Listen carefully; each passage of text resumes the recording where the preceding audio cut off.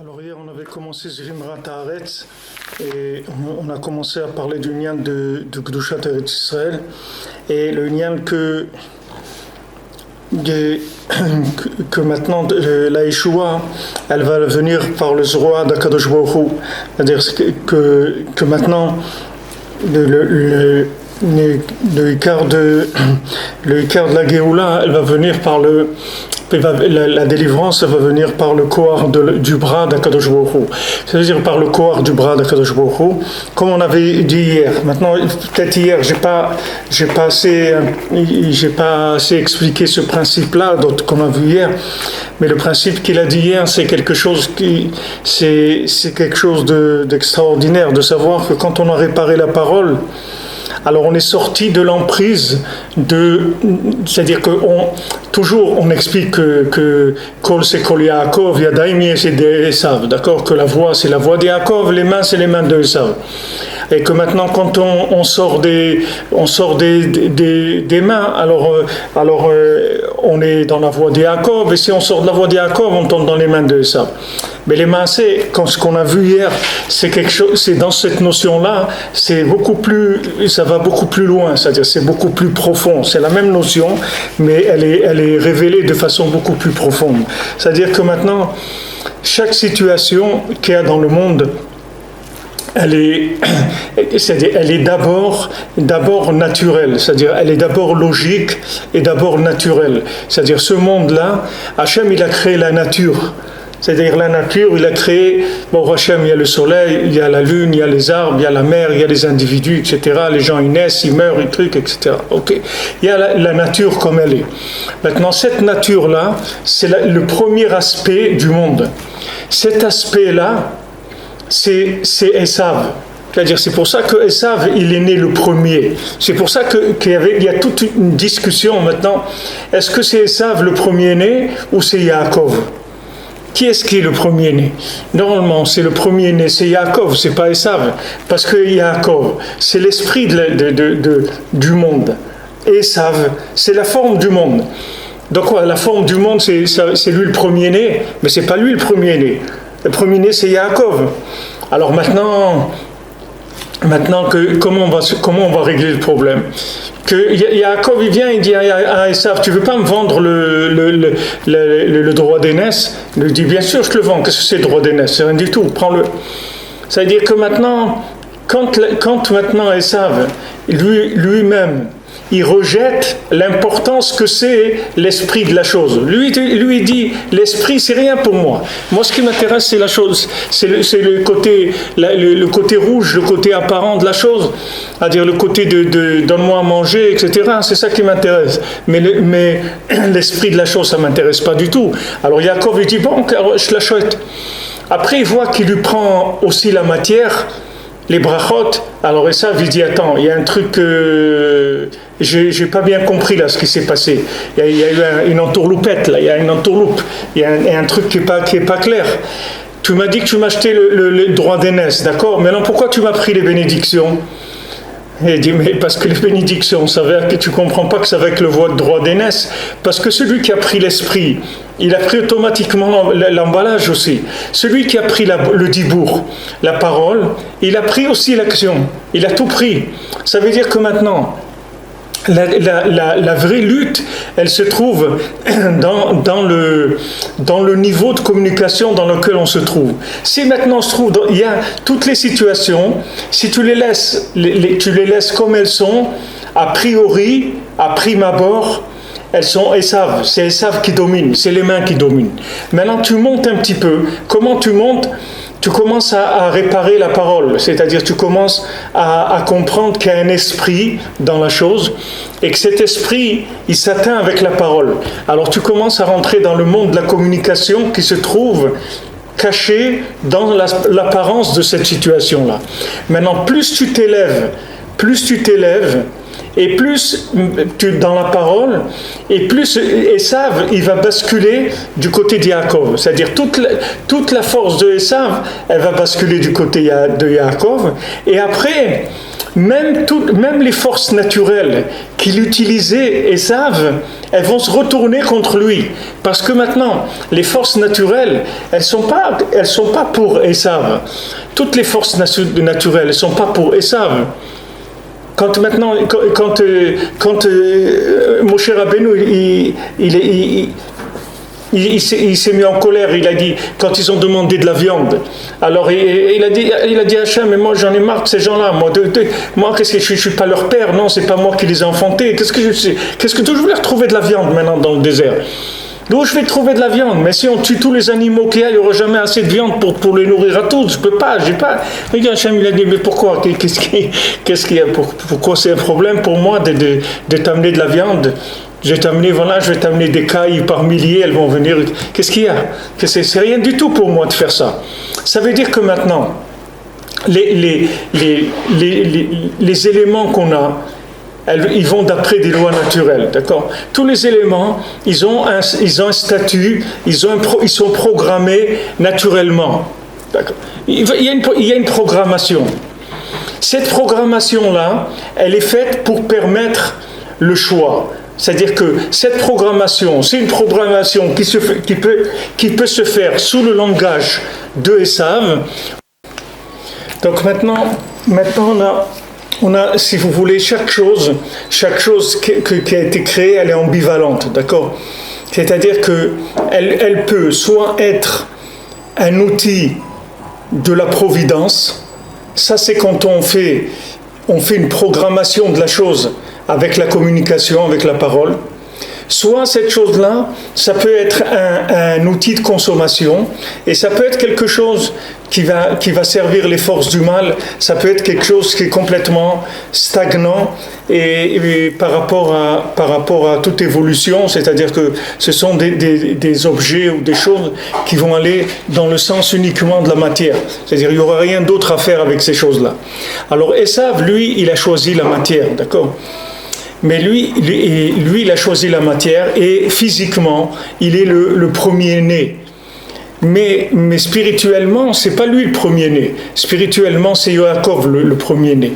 Donc maintenant, on a besoin de l'intervention de Yaakov pour acheter le droit d'aînesse à Esav. Parce que c'est pas quelque chose qui peut se faire automatiquement. Puisque maintenant, l'esprit, il faut le chercher. L'esprit ne va pas se révéler. Si vous cherchez rien, vous allez trouver que de l'emballage. Dans un magasin, il n'y a que des emballages. Il n'y a rien il y a rien que vous pouvez prendre comme ça. Tout est emballé. C'est-à-dire que ce que vous voyez dans ce monde-là, la première chose que vous voyez, c'est de l'emballage. L'emballage, ça veut dire quoi? Ça veut dire que c'est des choses qui incitent à la consommation, c'est tout. C'est des choses qui vous incitent au plaisir, à la consommation, au confort, à tout ce que vous voulez. Ça, c'est la première approche, c'est l'approche de Esav. Mais maintenant, si vous voulez changer cette façon de voir les choses, il faut chercher l'esprit. Comment vous allez chercher l'esprit? Avec la bouche. Vous allez changer l'esprit. Parce que cette chose-là, comme vous la voyez, elle a été créée avec une parole. Et cette parole, c'est l'âme de la chose. Donc maintenant, si vous voulez atteindre l'âme, l'esprit de la chose, il faut que vous rentriez en communication avec la parole qui a créé cette chose-là. Comment? Par le fait que vous allez avoir une attitude de parlant par rapport à Hachem. C'est-à-dire que vous n'allez pas considérer Hachem comme étant le Dieu qui est tout à fait autour du monde et qui résout tout d'en haut, mais qu'en bas il a créé un monde où il laisse les gens, il les abandonne à leur sort, à leur destin. Dans le monde, il n'y a aucune religion qui va avec l'ashgacha pratit. C'est-à-dire, vous ne verrez jamais une religion aller avec le principe de la providence. Ça n'existe pas. C'est-à-dire que maintenant, il y a soit le côté de Esav, c'est-à-dire toutes les religions qui sont du côté occidental, que eux disent, allez, tu vas faire, et fais, et le ciel t'aidera, et tu vas faire, etc. Il y a une responsabilité maximale du côté de l'homme. Soit vous allez trouver du côté côté droit c'est-à-dire du côté droit des religions, vous allez trouver la destinée. Tout est destiné. Ce qui a été destiné, c'est destiné. On ne peut rien faire contre le destin. Le destin, c'est le destin. Et nous, on ne vit pas du tout là-dedans. Nous, on vit dans le principe de la providence. La providence, c'est quoi? C'est la possibilité d'un contrôle total, spirituel, de tout le monde entier. C'est-à-dire l'utilisation totale de toutes les énergies qui existent sur Terre, de toutes les forces qui existent sur Terre. Comment? Parce que nous, on sait parler avec Dieu. Ça, il n'y a personne qui sait ça. Il n'y a personne qui sait faire ça. Comme on a vu, la Brit Mila, qu'est-ce qu'a fait la Brit Mila? Avraham Avinu. Avraham Avinu fait la Brit Mila quand il rentre en Eretz Israël, pas avant. D'abord, il rentre en Eretz Israël. Après, il fait la Brit Mila. Pourquoi d'abord il rentre en Eretz Israël? Parce que d'abord, il rentre dans le pays de l'Ashgacha Pratit, c'est-à-dire le pays où on va vivre sous le signe, sous le pouvoir de la providence d'Hachem. Et à ce moment-là, il y a la Brit Mila, l'alliance qui se fait avec Hachem, et à ce moment-là, on vit dans une vie de communication. Et à ce moment-là, on va maîtriser toutes les forces du monde, toutes les énergies qui vont travailler pour nous, puisque nous, on travaille pour Hachem. Donc, elles vont travailler toutes pour Hachem. C'est pas pour nous en tant qu'âme Israël. Nous, Israël, ça veut dire Yachar El. Israël, ça veut dire droit vers Hachem. C'est-à-dire, nous, notre vie, c'est Hachem. C'est ça notre vie. Notre vie, c'est d'être au service d'Hachem. C'est pour ça qu'on a été créé et qu'on on peut pas s'éloigner de ça. On peut pas sortir de ça. C'est notre façon d'être. Donc maintenant, nous, l'humanité entière, elle attend d'être mise en communication, en contact avec Hachem à travers nous, à travers comment nous, on va faire le service d'Hachem de chaque chose. C'est-à-dire que maintenant, ce service d'Hachem, c'est principalement la communication avec Hachem. C'est ça que le monde attend. C'est pour ça que Paro, quand il a vu Yosef, il a vu tout de suite que Yosef comme Yosef c'était le tzaddik Hador, c'était le tzaddik de la génération, que le tzaddik de la génération, sa maîtrise, c'est l'outil qu'il maîtrise principalement, c'est l'alliance. Donc quand il a vu ça, Paro, il a vu que Yosef, c'était le patron de l'humanité. Il a dit, vaut mieux que je l'embauche tout de suite, parce que si je l'embauche pas tout de suite, je vais me le mettre à dos. Et si je me le mets à dos, c'est fini. Tandis que les autres avec qui il est passé avant, les premiers, c'est les tzadikim, ses frères, ils ont voulu le tuer, ils l'ont vendu. Ok. Après, il est tombé chez des Égyptiens. Ces Égyptiens, ils ont vu que c'était un homme, que si on se mettait avec lui, on réussissait. Ils ont vu que tout celui là où venait Yosef, Hachem, il est Matzliar Darko, là où il va, ça marche, il réussit. Alors ils se sont dit, bon, on est tombé sur quelqu'un de bien, il réussit, mais après, ça tournait au vinaigre. Pourquoi? Parce qu'après, ils ont eu un mauvais œil sur Yosef. Ils ont le mauvais œil sur Yosef, ils ont dit quoi? Yosef, c'est Yosef là, il réussit comme ça et tout, mais pour qui il se prend, etc. Les Juifs, pour qui ils se prennent? Pour eux, ils se prennent pour les gens, les patrons du monde, etc. Et ils ont le mauvais œil sur le Ham Israël. Ils ont le mauvais œil. Et ils sont là en train de filmer le moindre petit truc. Si un juif il lève la main sur un truc, ou il jette une pierre, ou il fait n'importe quoi, ou il dit un mot, alors ça fait tout un truc dans les journaux et tout. Le monde entier, c'est pourquoi? Parce qu'il y a un mauvais œil. Sur le mauvais œil, sur Yosef. Mais Yosef, il est Ben Porat Yosef, Ben Porat Alehaïn. Yosef, il n'y a pas de mauvais œil. Personne ne peut lui mettre le mauvais œil. Pourquoi? Parce que le mauvais œil, ça se met sur des gens qui sont dépendants des lois naturelles. Parce que le mauvais œil, c'est une manipulation des forces naturelles. Le mauvais œil, c'est une des choses qui sont comme de la sorcellerie, comme de la science, comme la médecine, comme toutes les sciences qui sont des sciences de la logique, de la matière. Le mauvais œil aussi, c'est une utilisation, une manipulation des forces naturelles. Maintenant, celui qui a la parole avec Hachem, il a rien à craindre du mauvais œil. Pour ça, Rabbeinu aussi rapporte dans Sefer Amidot, il dit que de mettre une nageoire de poisson, alors ça protège du mauvais œil. Parce que le poisson, c'est un...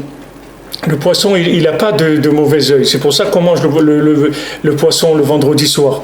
Pourquoi tout le Shabbat, on mange du poisson, c'est pas que le vendredi soir.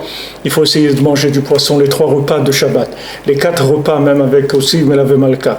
Pourquoi? Parce que, comme dit Chachamim, Achel Dag Bedag, celui qui mange du poisson dans les 3 repas de Shabbat, alors l'oïdag midag, il va pas se faire du souci du din du Geinam. Dag, c'est dina de Geinam. Il n'aura pas de souci. Pourquoi? Parce que celui qui mange du poisson Shabbat, alors ce poisson-là, il le protège du mauvais œil qui est l'emprise de la matière sur l'individu, l'emprise des lois naturelles.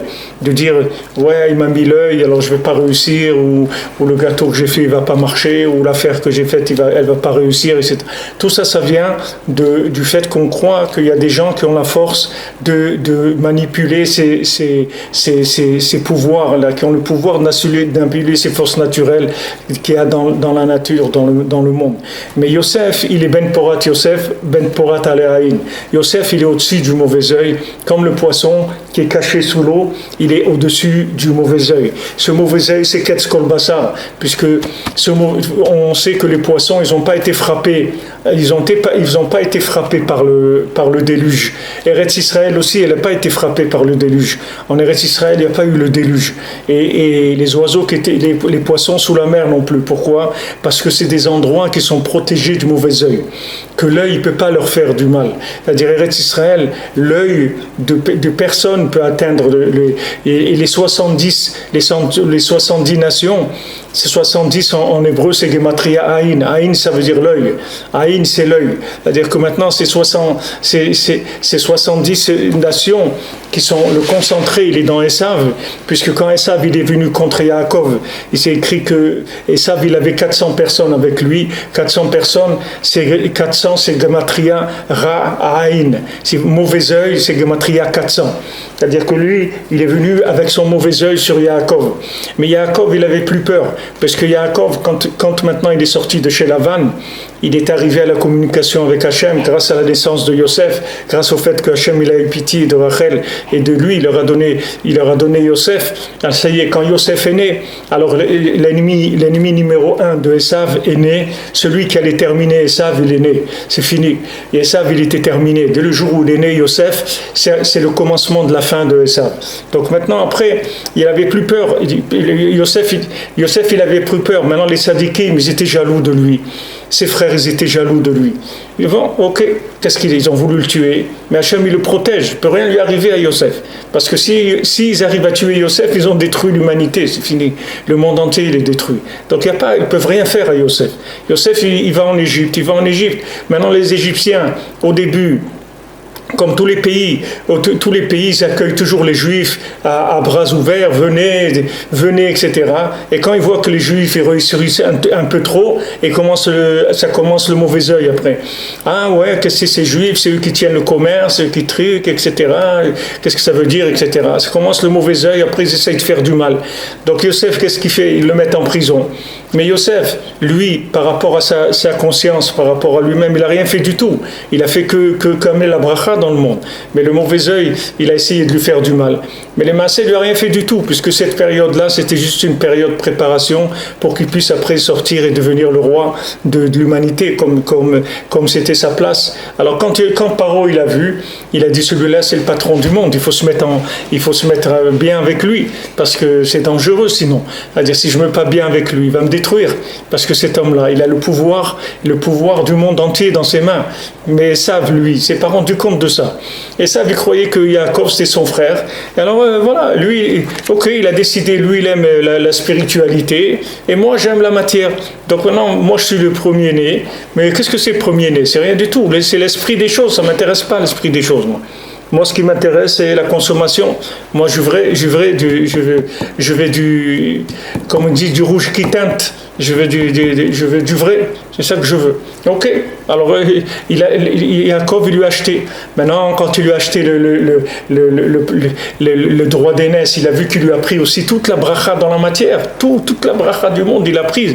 Alors là, Esav, il s'est mis en colère, terriblement. Alors là, il voulait Mamash le tuer, parce qu'il a dit, mais il m'a tout pris, mais ça veut dire c'est une arnaque. Ça veut dire que ce monde-là, c'est une arnaque. C'est-à-dire qu'apparemment, c'est de la matière, mais c'est pas de la matière du tout. Si tu choisis la matière, tu n'auras rien. Si tu choisis le spirituel, tu auras deux.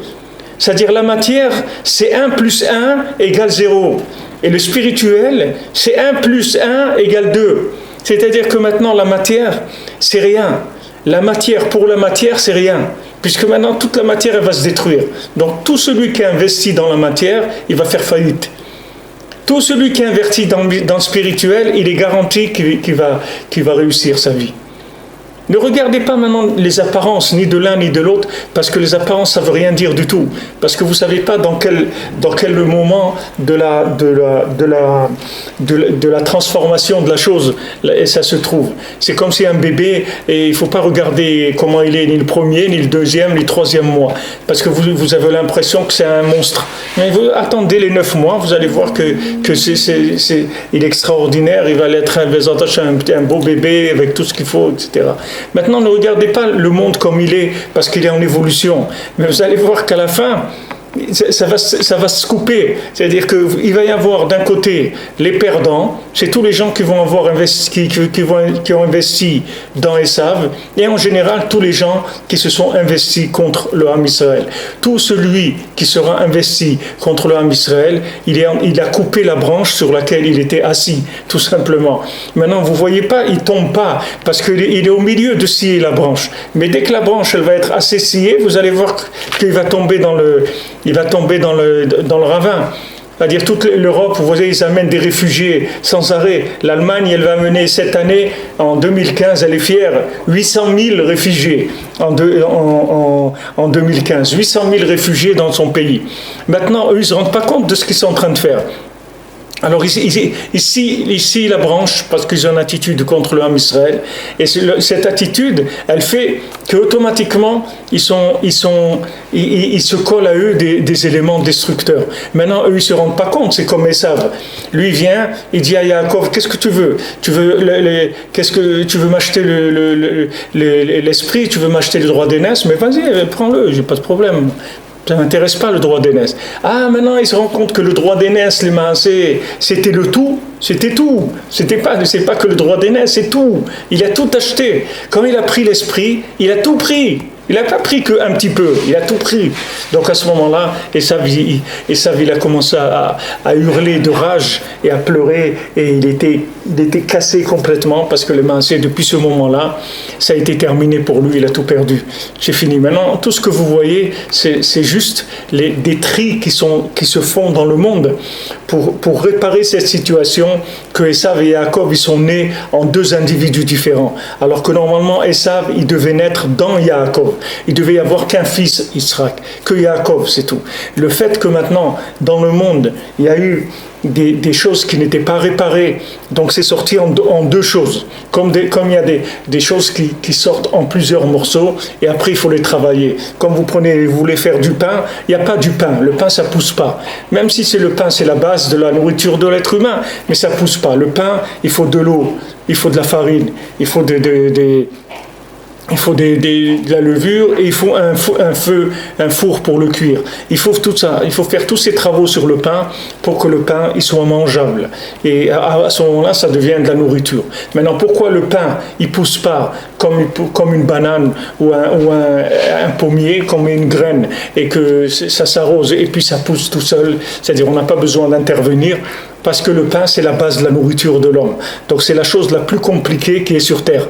C'est-à-dire c'est la chose qui attache à elle-même le plus d'éléments de la création. Et quand on mange du pain, on fait beaucoup de tikkunim. C'est-à-dire quand on prépare déjà le pain, il y a beaucoup de tikkunim qui sont faits pour le pain. Et après quand on le mange, puisque c'est le seul sur lequel on fait une bracha minatora, c'est-à-dire Birkat Amazon, c'est une bracha minatora.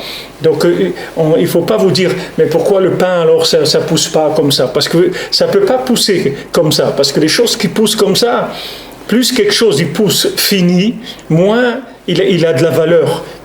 Plus une chose, elle pousse complète, moins elle a de la valeur dans le monde. Parce que plus une chose, on est obligé d'intervenir, ça veut dire qu'on fait un tikkun avec cette chose-là qui est plus large. On utilise plusieurs choses qui ne peuvent pas se mélanger avant que l'homme intervienne. On a besoin de l'intervention de l'homme dans ces choses-là, comme je vous ai dit hier. C'est pour ça que l'homme, il doit avoir la orla pendant 7 jours, et après on fait la brit mila. Mais il faut qu'il ait la orla sur lui pendant 7 jours. Après, on va couper la orla. Il y a besoin de faire ce travail-là. Maintenant, c'est pour ça que Esav et Yaakov, ils sont sortis séparés. Ils sont sortis séparés parce que le tikkun, il n'était pas encore possible que naisse un seul homme qui domine la matière de façon parfaite. C'est-à-dire qu'un homme qui puisse rendre la matière entièrement transparente, il ne pouvait pas. Maintenant, Yaakov, il connaissait l'esprit de la matière, mais par cœur. Yaakov, il connaissait très très bien l'esprit de la matière. Il avait une maîtrise totale de l'esprit, mais il n'avait pas une maîtrise totale de la matière. Il n'avait pas, entre les deux, comment ça marche, il n'avait pas. Ça a commencé à Yosef. À partir de Yosef, ça a commencé. C'est pourquoi que Yosef, c'est le fils principal de Yaakov. C'est marqué « El toldot Yaakov, Yosef ». Voilà les descendances de Yaakov. C'est qui, c'est Yosef? Mais quoi, c'est que Yosef, mais il a eu les 12 enfants? Non. L'enfant de Yaakov, c'est Yosef, c'est tout. Pourquoi? Et les autres aussi, c'est ses enfants. Mais Yosef, c'est l'alliance. Yosef, il parlait 70 langues. Yosef, il parlait 70 langues. C'est-à-dire que Yosef, il avait une maîtrise totale de tous les systèmes de communication qui existent sur Terre. Sous tous les angles. Sous tous les angles. Yaakov, il ne parlait pas 70 langues. Yosef, il parlait 70 langues. Ça veut dire que Yosef, lui, il était capable de communiquer la spiritualité à n'importe quelle apparence qu'il y avait dans le monde. C'est-à-dire que ce soit un arbre, que ce soit une banane, que ce soit un être humain, que ce soit un poisson, n'importe quoi, il pouvait tout de suite vous mettre dans l'esprit de la chose. C'est pour ça qu'il interprétait les rêves. Qu'est-ce que c'est un rêve? Un rêve, c'est un film. Qu'est-ce que c'est un rêve? Ok, c'est un film. Quelqu'un, il a été dormir, il a vu un film. Maintenant, ce film-là, qu'est-ce qu'il y a de vrai dedans? Il y a du vrai et du pas vrai. Il dit que la Gemara, elle dit, de la même manière qu'il n'y a pas de grains de blé sans qu'il y ait de la paille, il n'y a pas de rêve dans lequel il n'y a pas des bêtises. Donc, dans un rêve, il y a du vrai, il y a à prendre et à laisser. Alors que comment on fait ce tri-là? Il faut tikkun abrit. Si tu n'as pas tikkun abrit, tu ne peux pas interpréter un rêve. Comment tu vas interpréter le rêve? Qu'est-ce qui va te faire choisir de dire que cette partie elle est vraie, cette partie elle n'est pas vraie? Voilà ce que ça veut dire. Ça, laisse tomber, ça c'est rien du tout. Et voilà, ce que tu es arrivé, c'est ça. Ça veut dire cette année d'abondance, après cette année de Shamin, après notre rêve avec les vaches maigres, les vaches grasses, c'est la même chose. C'est cette vache grasse, cette année d'abondance, cette année de famine, etc.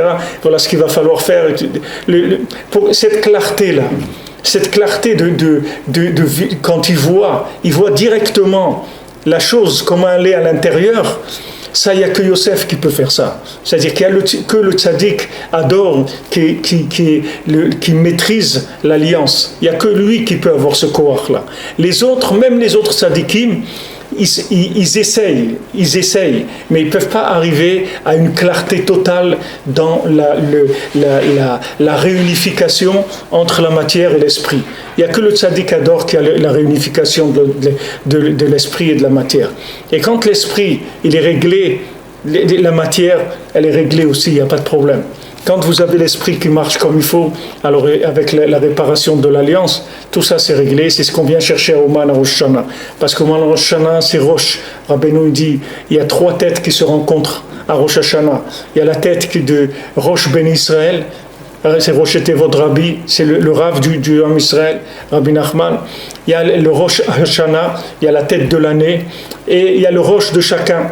Il y a la tête de chacun vient avec sa tête à Ouman. Alors maintenant, quand ces 3 têtes-là, elles se rencontrent, alors il y a une réparation de toute l'année. Parce qu'après, toute l'année, ça va être quoi? Toute l'année, c'est le corps de Rosh Hashanah. Quand Rabbeinu dit, il n'y a que Rosh Hashanah. Alors, mais quelqu'un dit, excusez-moi, Rav, je voudrais bien que toute l'année, ça soit que Rosh Hashanah. Mais quand je retourne après à la maison, après Rosh Hashanah, il y a des choses qui se passent. Il y a des choses qui se passent dans l'année, il y a des affaires. que j'ai réussi, que j'ai ça, que j'ai fait des affaires, que j'ai guéri, j'ai réussi à faire le shalom avec des gens. Il y a des mouvements, il y a des choses qui se sont passées. Qu'est-ce que ça veut dire? Il n'y a rien, il n'y a que Rosh Hashanah. Ça veut dire que Rosh Hashanah, c'est l'esprit de la chose. C'est l'esprit de la chose. C'est pour ça qu'il y a 2 jours aussi dans Rosh Hashanah. Il y a 2 jours dans Rosh Hashanah. Mais ces 2 jours-là, ce n'est pas 2 jours comme les 2 jours qu'on fait en Chutz La'aretz de Pessah ou de Sukkot. Même en Eretz Israël, il y a 2 jours de Rosh Hashanah. Parce que les 2 jours de Rosh Hashanah, on dit c'est Yoma Arichta, c'est un long jour. Qu'est-ce que ça veut dire, c'est un long jour? Ça veut dire que maintenant, les 2 autres jours de Rosh Hashanah, c'est un seul jour. C'est un jour d'esprit, de réparation d'esprit, et un jour de réparation de la matière. C'est pour ça qu'il y a 2 jours. Ces 2 jours-là, c'est la réparation totale. Maintenant, une fois que tu as mis la tête en place, une fois que tu as réparé l'esprit, après maintenant tu as besoin de l'alliance. Alors ça, le tzaddik qui donne avec le tikkun haklali que tu fais sur son kever Erev Rosh Hashanah, tu fais la réparation de l'alliance. Maintenant avec l'esprit réparé et l'alliance réparée, tu peux y aller, l'année elle est finie déjà. Tu as réglé déjà ton année. Parce que c'est fini, qu'est-ce qui te manquait? C'était ça qui te manquait. Yosef, là où il allait, Hashem matzliach darko. Là où il allait, tout ce qu'il faisait Yosef, Hashem, il était matzliach darko. Non seulement ça, c'est que Yosef, il n'avait même pas le droit de faire d'Aishtadlut. C'est-à-dire que Yosef, il se trouve en prison. Et il demande à un des ministres de Paro qui pense à lui, il lui dit écoute, je t'ai bien interprété le rêve, tout ça, alors arrange-moi quand tu sors, parce que tu sais, moi j'ai rien fait, je suis là en prison, mais j'ai rien fait de mal et tout. L'autre lui dit mais bien sûr, pas de problème, mais quand il sort, il a oublié, Hachem il a fait qu'il a oublié. Pourquoi Hachem il a fait qu'il a oublié? Pourquoi il a pris 2 ans de plus? Il y a Yosef. Parce que Yosef, il n'avait pas le droit de faire de l'Aishtadlut. Yosef, il n'avait pas le droit d'utiliser les mains, du tout. Du tout. Il n'avait même pas le droit de demander à quelqu'un de voilà, si tu peux m'arranger pour. Tu n'as pas à demander. Hachem, c'est lui qui fait ta vie. Tu as l'alliance, c'est fini, tu t'occupes de rien. Tu t'occupes de rien. C'est moi qui prends ta vie en charge, complètement. Et là, c'est le contraire. Là, si tu commences à faire de la manipulation, comme Esav, ça devient une avéra pour toi. Maintenant, tant que tu n'es pas dans Tikkun Abrit, alors tu as besoin d'être dans les 39 travaux, tu as besoin d'utiliser tes mains. Quand tu vas rentrer dans Tikkun Abrit, plus tu vas rentrer dans Tikkun Abrit, moins tu auras besoin de mettre tes mains dans la matière. C'est pour ça que si vous voyez les halachot qui gèrent les rapports entre un homme et sa femme, vous verrez que ça va selon le métier de chacun. Il y a le métier, si quelqu'un il travaille, si quelqu'un il travaille, c'est un matelot, si c'est quelqu'un qui est comme ça, si c'est quelqu'un qui est comme ça. C'est avec le métier de chacun qu'on gère le rapport de mari et la femme. Pourquoi avec le métier de chacun? Pourquoi c'est avec ça qu'on gère? Parce que c'est ça qui est le rapport entre l'alliance et le métier. Parce que le métier, plus il est difficile, ça veut dire que plus l'alliance elle est abîmée. Plus le métier il est facile, plus ça veut dire que l'alliance il y a moins besoin d'intervenir avec les mains. Plus il y a réparation de l'alliance, moins il y a besoin de mettre la main à la pâte, comme on dit. C'est-à-dire que les choses elles vont se mettre en place toutes seules. Pourquoi? Parce que le monde comme il est, c'est comme un robot, le monde. C'est-à-dire que vous pouvez l'utiliser. Si vous savez parler avec lui, vous pouvez utiliser le monde. Vous pouvez utiliser le minéral, le végétal, l'animal et l'humain. Tous ces règnes-là, vous pouvez les utiliser si vous rentrez dans la communication avec Hachem. Donc Rabbeinu il dit que le tzaddik, c'est lui-même Tikkun Abrit. Rabbi Nachman, c'est lui-même Tikkun Abrit. Hitbodedut, c'est Tikkun Abrit. Rosh Hashanah, c'est Tikkun Abrit. Toutes ces choses-là, c'est fait pour réparer l'alliance. C'est une chose, c'est réparer l'esprit, obtenir l'importance de l'esprit. Savoir que l'esprit c'est important, comme c'est écrit dans la paracha, on voit après toutes les klalotes qu'il y a dans la paracha, toutes les malédictions qu'il y a dans la paracha. À la fin, Hachem il dit tu sais pourquoi toutes ces malédictions là? C'est parce que tu n'as pas servi Hachem tachat asher lo abalta et Hachem olokecha besimcha ou betov levav merov kol, parce que tu n'as pas servi ton Dieu Hachem dans la joie besimcha, dans la joie et dans le bon cœur, mirov kol, alors que tu avais tout, je t'ai donné tout, et toi tu n'étais pas content. Ça veut dire que ça veut dire ce qui est le pire pour Hachem, c'est que tu ne considères pas La bracha qui te donne, la spiritualité, tu ne donnes pas de la valeur à ça. Tu crois que c'est rien du tout. Tu vois que c'est rien du tout. Alors ça vient aussi des fois que la personne elle a de l'humilité qui vaut rien. C'est pas de la vraie humilité. Tu peux être humble pour toi-même, mais tu peux pas être humble sur ce que c'est le tzaddik, sur ce que c'est Eretz Israël, sur ce que c'est une famille, sur ce que c'est de savoir lire l'hébreu, de savoir prier, de faire Ikbodedou, de venir à Ouman. Tout ça, tu peux pas être humble sur ça. Tu peux être humble sur toi-même, mais pas sur ça. Parce que si tu es humble sur toi-même, alors tu vas être vraiment joyeux d'avoir tout ça. Parce que tu vas dire, c'est vrai, moi je vaux rien. Comment Hachem il m'a donné toutes ces choses-là? Ça veut dire que vraiment, Hachem il me fait un chesed, Hachem il m'aime, etc. Et tu vas être joyeux que Hachem il t'a donné des choses extraordinaires. Regarde ce qu'Hachem il te donne, ne regarde pas ce que tu es. Parce que toi tu sais pas qui tu es, Birlal. Mais ce que tu peux savoir, c'est que si Hachem il te donne, si Hachem il t'envoie une prise en charge 100% dans ta vie, ça veut dire que vraiment tu es quelqu'un d'important pour lui. Ça veut dire que tu es quelqu'un qui a commencé à rentrer dans la maîtrise des éléments naturels du monde. C'est-à-dire que tu as commencé à rentrer dans la maîtrise du Shem Havaya. C'est-à-dire que tout ce qui bouge dans le monde, tu es arrivé à une maîtrise par la parole. Alors tout ça, c'est le sens de Rosh Hashanah. Rosh Hashanah, c'est ça. C'est qu'on vient, on répare la tête. On répare la tête, c'est-à-dire on répare l'esprit. Du moment où on a réparé l'esprit et qu'on vient chez le Rebbe, on répare aussi Tikkun Abrit. Avec l'esprit Tikkun Abrit, l'année elle est réglée, c'est fini.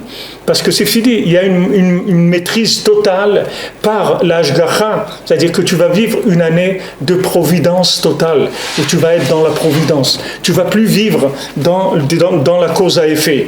Tandis que maintenant, si tu ne viens pas chez le Tzaddik à Rosh Hashanah, ou si tu n'essayes pas comme j'ai conseillé à des gens, et pour Hachem, il y a des gens qui se sont manifestés, aussi essayez de participer comme vous pouvez. C'est pas Hachem, lui, il sait qu'est-ce que chacun il peut faire. Il y a des gens qui peuvent participer avec 1000 euros, il y a des gens qui peuvent participer avec 5 euros. Chacun, comme il veut participer au Rosh Hashanah. Voilà, il y a un qui est ici, lui, il avait offert 2000 places d'avion, 2 Rosh Hashanah suivis, 2000 places d'avion à des gens. Vous savez ce que c'est 2000 places d'avion? Des gens, il les a amenés à Ouman, des gens qui n'avaient pas les moyens, qui n'étaient jamais venus à Ouman, il les a amenés. C'est des choses, c'est des investissements il n'y a rien dans le monde qui peut payer, qui peut donner le salaire d'investissement pareil. Mais c'est un srout que quelqu'un il a, que le tzaddik il le laisse ouvrir là-dedans. C'est-à-dire pouvoir participer. Alors participer au Rosh Hashanah de Rabbeinu, ça veut dire maintenant que je rentre dans l'ashgacha pratique, c'est-à-dire que je vais avoir une année de providence, plus une année de cause à effet. Je ne vais plus croire dans les médecins, je ne vais plus croire dans le patron, je vais croire dans Hachem, c'est tout.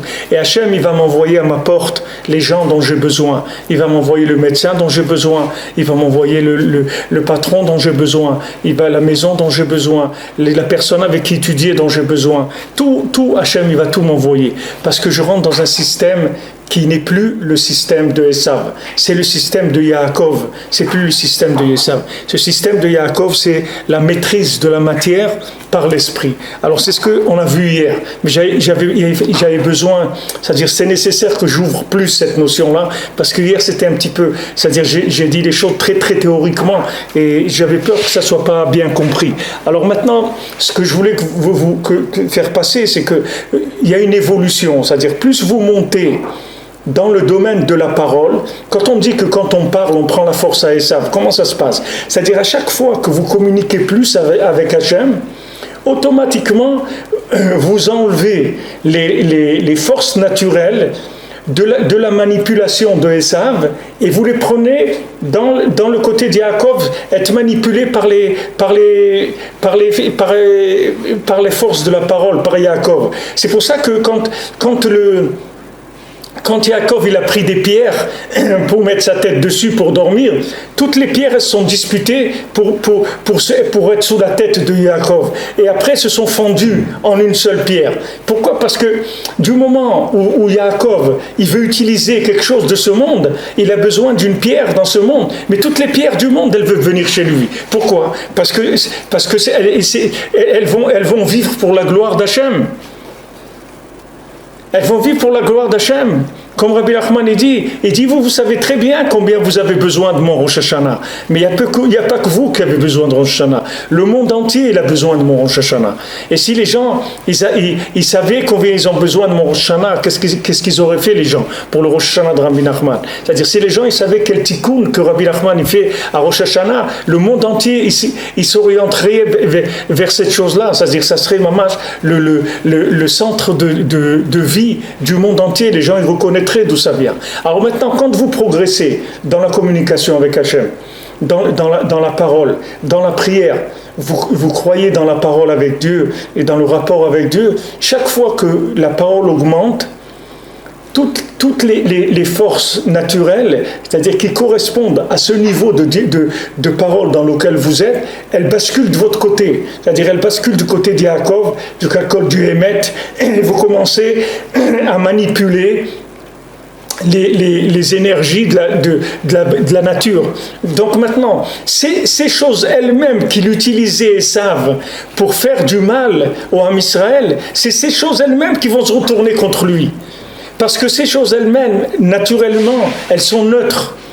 Elles sont neutres. Mais comme maintenant, la première vision des choses, c'est toujours le mensonge, puisqu'on voit l'extérieur des choses. Comme ils essayent de montrer des photos dans Internet et des trucs soi-disant des juifs qui brutalisent des gens et tout. Et il y a des gens qui ont été, après ils sont excusés, ils disent je suis désolé, j'ai vu que tout ce qu'on nous raconte dans les médias, c'est complètement faux. C'est pas vrai ce qu'ils nous racontent dans les médias. C'est des choses qui sont fausses. Pourquoi? Parce que toujours quand on présente les choses, on peut présenter ce qu'on veut. On montre les choses comme on a envie de les montrer. Alors la première apparence des choses, du monde, c'est un outil de consommation. Soit pour le pouvoir, soit pour le plaisir, soit pour la richesse, ce qu'on veut. Ce sont des outils de consommation. Ce monde-là, apparemment, c'est-à-dire quand on le voit comme ça, c'est un outil de consommation. Si on veut le voir autrement, il faut commencer à parler avec Hachem. Et ça, c'est des cadeaux qui sont extraordinaires. C'est-à-dire qu'il n'y a personne au monde qui peut vous donner ça. Qui est-ce qui peut vous donner ça? Quel est le maître au monde qui a enseigné ça à des gens comme nous, dans une génération comme nous? Quel maître qui est arrivé à faire rentrer des notions comme ça dans des individus comme nous? Vous voyez la grandeur de la sagesse de Rabbi Nachman, jusqu'où ça rentre pour nous faire comprendre ce que c'est ce monde, comment il fonctionne, de manière à ce qu'on ait envie de faire le bon choix et de s'investir là où il faut s'investir. Et c'est pas difficile, il suffit de parler, vous voyez, c'est pas difficile. C'est pas difficile. Il y a un monde sans parole et il y a un monde avec parole, c'est tout. Il y a des films sans le son et il y a des films avec le son. C'est rien à voir, c'est deux choses complètement différentes. Il y a un monde qui fonctionne avec la parole et il y a un monde qui fonctionne sans parole. Alors le monde sans parole, comme on dit histoire sans parole, ça veut dire c'est un monde qui n'a aucune valeur. C'est-à-dire que c'est un monde où la personne elle va terminer dans la destruction totale, dans la tristesse, dans la destruction totale, parce qu'il n'y a rien qui vit, Béhémet. Il n'y a rien qui vit. C'est-à-dire que maintenant, tout le lien tout le lien de la racine carrée, c'est-à-dire que chaque chose elle a une racine carrée, c'est-à-dire que chaque chose que vous voyez, elle a une racine carrée, elle n'est pas comme ça, c'est-à-dire quand vous la voyez comme ça, c'est l'apparence de la chose qui est comme ça, mais cette chose-là, elle peut être complètement multipliée si vous intervenez par la parole dedans, si vous habituez à faire intervenir la parole dans votre vie, tout ce que vous allez vivre, ça va prendre une autre dimension complètement.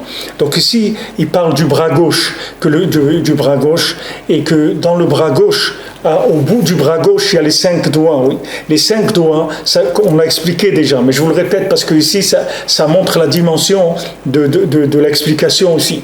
Ici, les 5 doigts, c'est les 5 articulations de la parole, d'accord? Donc ces 5 doigts de la main gauche, ils vont réparer la rigueur. La rigueur, c'est l'utilisation de la matière sans la parole, sans l'esprit. C'est ça ce qui s'appelle la rigueur. Il y a des gens qui me disent, vous parlez toujours que la rigueur, vous croyez qu'il y a trop de rigueur dans le monde. C'est pas ce que je parle, c'est de la rigueur que je parle. C'est pas de la violence, c'est pas l'agressivité. Tout ça, c'est des conséquences. Mais la rigueur, c'est l'utilisation du monde sans la parole. C'est ça ce qui s'appelle la rigueur. Alors maintenant, la rigueur, elle est dans la main gauche. Et donc le bras gauche et après la main gauche, c'est toute la rigueur. Maintenant, la rigueur qu'il y a dans la main gauche, c'est elle qui va donner la rigueur d'articulation, c'est-à-dire le système d'articuler le son de manière à fabriquer des mots. Alors, et quand je vais fabriquer des mots, je vais adoucir la rigueur. Qu'est-ce que ça veut dire, je vais adoucir la rigueur? Ça veut dire que le bras gauche, qui était le bras du silence, qui était le bras de la consommation, ce bras-là, il va devenir le bras d'Hachem. C'est-à-dire, ce bras-là, il va devenir Zroa Kocho, il dit ici, Zroa d'Akadosh Baruch Hu. C'est ça qui va faire. Quand Hachem dit en Égypte, je suis venu, je vous ai délivré par un bras étendu, Zroa Netouya. Avec un bras étendu. Qu'est-ce que veut dire le bras étendu? Qu'est-ce que veut dire le bras étendu d'Hachem? C'est quoi? C'est une image. Ça veut dire quoi le bras étendu d'Hachem? Hachem, il a des bras, qu'est-ce que ça veut dire avec son bras? Il nous a sauvés, c'est tout. Pourquoi le bras étendu? Le bras étendu, c'est ça. C'est-à-dire que du moment maintenant où Veïtzako et Hachem, qui sont arrivés à un moment où ils n'en pouvaient plus d'esclavage de la matière, où ils n'en pouvaient plus de la consommation, et ils ont levé les yeux au ciel, et ils ont commencé à crier vers Hachem, alors tout le bras gauche qui s'était retourné contre eux et qui les rendait esclaves de la consommation en Égypte, il est passé du côté droit. C'est-à-dire qu'on a donné le bras à Hachem, c'est-à-dire qu'on a donné la force à Hachem pour pouvoir se révéler dans le monde. Et là, Hachem, il a pris tout le monde en charge. C'est-à-dire qu'il a tout retourné. L'eau, c'est devenu du sang. Il a utilisé les poux, il a utilisé les animaux sauvages, il a utilisé les grenouilles, les sauterelles, tous les éléments naturels, ils ont fonctionné d'une façon complètement différente. Pourquoi? Parce qu'on a donné le pouvoir à Hachem. Comment on lui a donné le pouvoir? Parce qu'on a levé les yeux au ciel. On a dit, Hachem, j'en peux plus de cette vie-là. J'en peux plus de cette vie. Hachem, j'en peux plus, je t'en prie. Je t'en prie, aide-moi, délivre-moi. Je peux plus de cette vie de Esav, de cette vie de consommation, de cette vie de... J'en peux plus, c'est tout, je te le dis, je peux plus.